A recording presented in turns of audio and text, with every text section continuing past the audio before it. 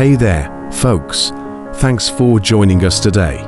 We're going to dive into a topic that's been making national headlines and stirring a lot of emotions. It involves a very serious incident that took place in Wisconsin, an arrest that has raised eyebrows and concerns across the country. According to multiple news outlets and official reports, a teenager from Wisconsin was recently arrested for allegedly plotting to assassinate former President Donald Trump. Let's pause on that for a moment. An assassination plot, especially one targeting a former president of the United States, is not something to be taken lightly, no matter your political beliefs or affiliations. Today, we're going to discuss this troubling event in a responsible, thoughtful, and respectful way. There's no room here for speculation, fear-mongering, or partisan finger-pointing, just facts, understanding, and a call for awareness and compassion. The incident, what we know so far, law enforcement officials have reported that the suspect is a teenage male whose identity has not been publicly released due to his age. According to the police, the teen was arrested after allegedly discussing or planning an assassination attempt against former President Trump. Fortunately, no actual harm came to the former president or anyone else. The teen was apprehended before any actions were taken. One of the most surprising aspects of this story is that authorities have stated the plot was not politically motivated, and there is no evidence linking the teen to any extremist groups. This is important. Often, when we hear of a violent plot, especially one involving a public or political figure, the natural assumption is that it's driven by ideology or allegiance to a particular movement. But in this case, investigators have not found such connections. It appears that this was the act of a disturbed individual, not part of a larger political agenda. Understanding the bigger picture, it's incredibly easy in today's polarized environment to jump to conclusions or use events like this to push a particular narrative. But when we step back and look at the broader context, we see a more complex and, frankly, more human story.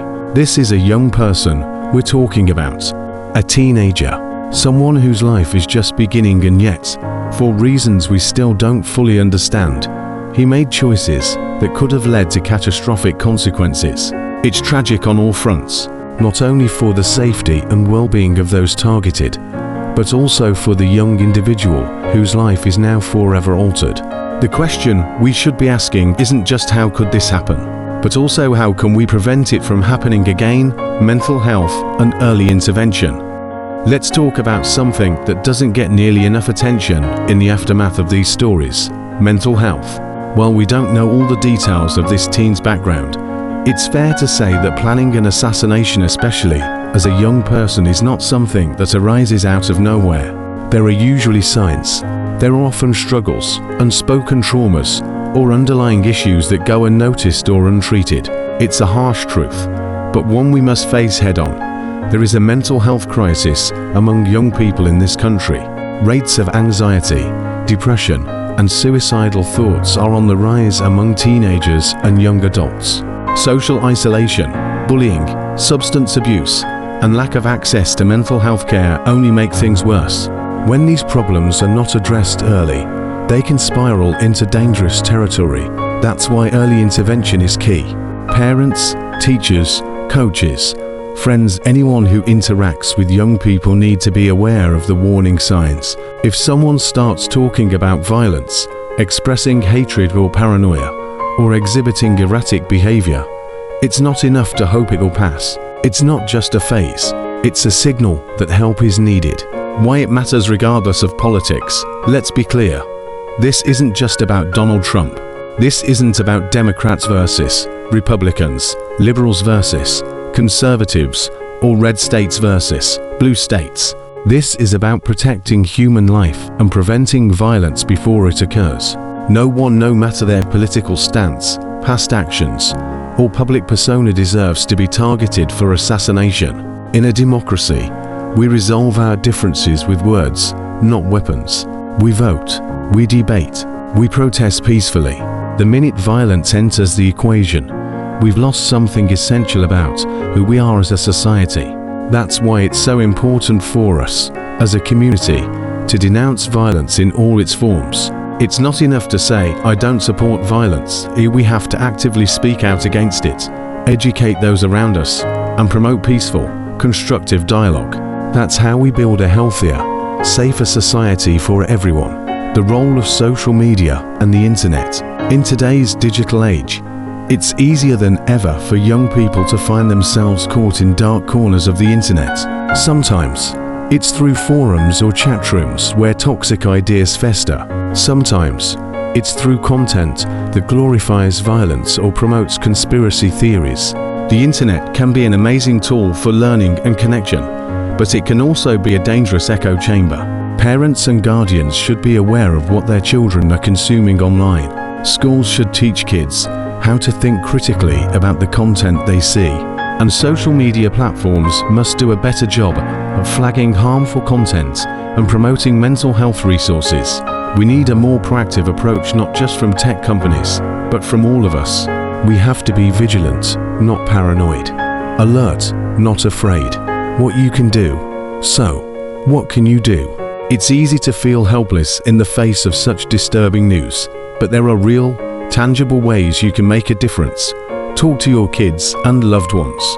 Open up a dialogue. Make sure they know they're not alone and that it's okay to ask for help. Report concerning behavior. If someone you know is talking about hurting themselves or others, don't dismiss it.